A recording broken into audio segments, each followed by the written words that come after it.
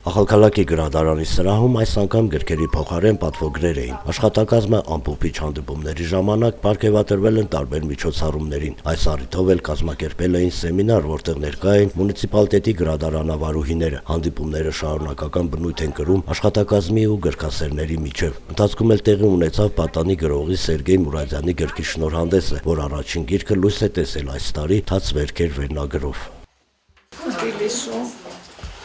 Եվ փողը փողեր 100 լարի են նվիրը այս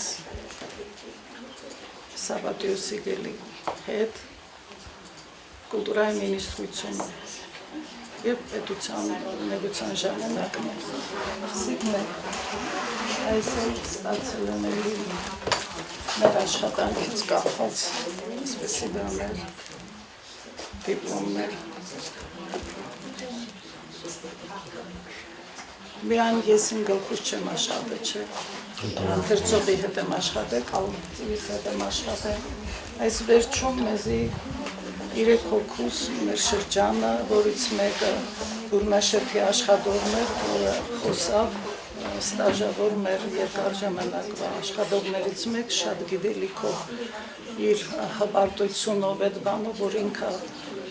լավ հետքեր է թողել աշխատանքի մեջ, նվիրված է ինքն էլ այսպեսի Մատլուբի Սիգելի, մեկը իմսը, մեկը Սուսանա Մելքոնյանինն էր, նա նվիրատվություն ունի այսպեսի բանից։